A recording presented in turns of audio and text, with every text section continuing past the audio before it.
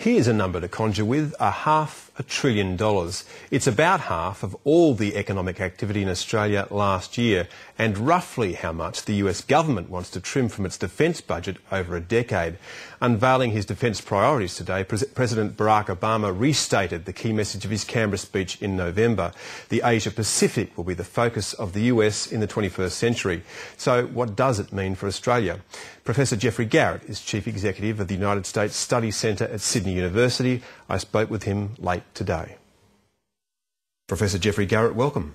My pleasure, Chris. Now, this is a significant repositioning of US forces, but is it driven mainly by its budget woes? Well, I think the budgetary story is obviously a big one. You know, the debt deal that was done last year said that the US had to take about $400 billion out of the defence budget over a decade. Sounds like a lot of money, but it's less than 10% per year of the budget. I mean, I think that's part of the story, but there are two bigger stories. One is that Barack Obama really has spent now more than 3 years essentially unwinding as carefully as he thinks he could George Bush's war on terrorism, and I think he'd like now to pivot and spend what he hopes will be his second term becoming, as he says, America's first Pacific president. That's an important repositioning which he started to do here, but really when you look at the US force structure, is it just going to be that proportionately there'll be more people in the Asia-Pacific because they're going to draw down in Europe and draw down in other parts of the world? Well, there are two equations, aren't there? One is the total size of the force and what it's supposed to do, and on that score, what the US has been looking at now really for more than 10 years, you know, it goes back to Donald Rumsfeld before the shock of September the 11th.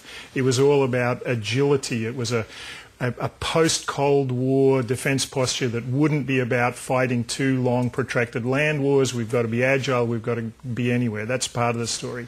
But I think then the other part of the story is Obama's saying, listen, US national interests are now in Asia. They're there economically, they're there politically, and they should be there militarily as well. Before we get to Asia, let's look at the drawdown of the two land wars. They're out of Iraq now. They are getting out of Afghanistan by 2014. That's cost them $1.2 trillion over the last 10 years, 46,000 wounded, many Americans dead. What does it mean, though, the drawdown in Afghanistan for Australia?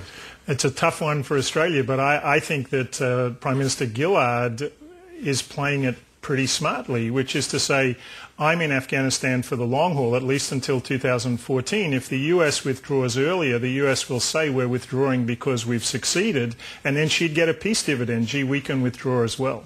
But we've seen Iraq become more unstable since the US has left. What's to say it won't become, Afghanistan won't become more unstable? Of course, you know, what's happened in Iraq I think was pretty predictable, but maybe what was also predictable is that no one's been paying attention to it, certainly not the media, and I don't see much evidence in politics either. Unfortunately, I think that's the way it would probably go in Afghanistan as well. Does it strike you as odd that the Australian Prime Minister seems to have a tougher line on Afghanistan than the US President now? Well, and obviously also vouching her fidelity to the US and the US alliance. I mean, again, you know, what I see is that on the left and the right in Australia, there's bipartisan consensus on the US alliance and doing things with the US. In the US, it doesn't matter whether the left or right's in power.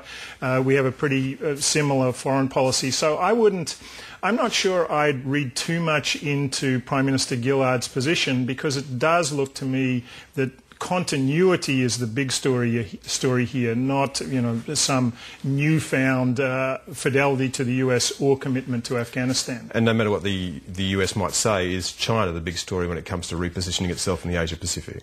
I think it is the big story, but then it's a story that requires some nuance. You know, a lot of people talk about China, US as if it's a second Cold War. I don't think that's a good analogy, because the Soviet Union was literally irrelevant to the world economy when the US was in the Cold War with it for 40 years. China obviously is of central importance to the global economy. The global economy is of central importance to China. So that economic reality is sitting there all the time, which I think increases the stakes both for the US and China to manage their very real differences. The US may really genuinely intend not to be trying to contain China, but what matters is what China thinks the US is intending, doesn't it? Yeah, and of course what we will always hear from Beijing, as we hear from Washington, is sort of bellicose reactions when the US becomes more assertive. However, I think both sides understand that they need to let off, that a lot of those speeches are often directed to domestic audiences rather than to international ones.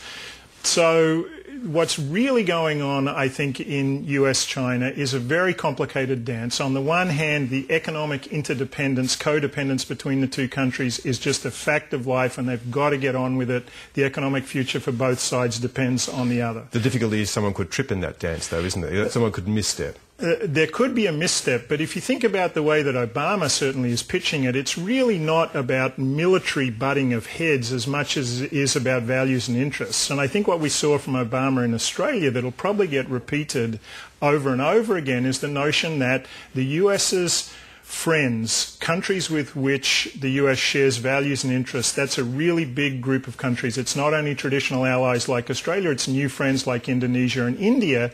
And I think the bit that is not stated there, but that everyone understands, is China might have a lot of countries that have very close economic ties with it, but they're not friends in the same sense.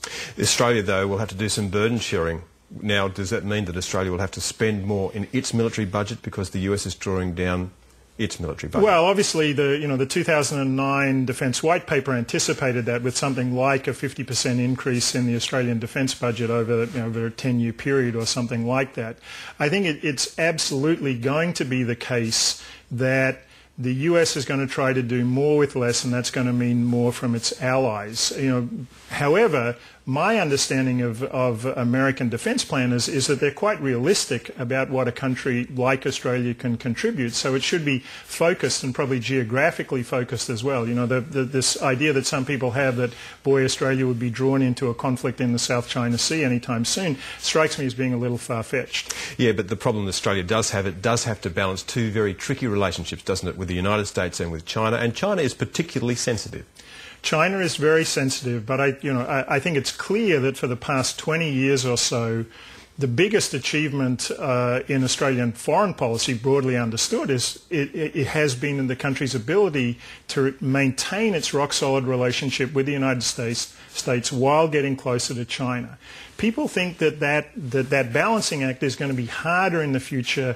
I'm not sure that's right, because I think there's a lot more stability and in some sort of solid foundations to US-China relations than a lot of people believe is the case. Another question on costs. The Joint Strike Fighter is an important program to Australia. We were going to buy 100 of them, but the unit cost keeps going up, and it looks like it's set to continue to increase. Now, it started at $56 million an aircraft. It's gone up to $223 million an aircraft now.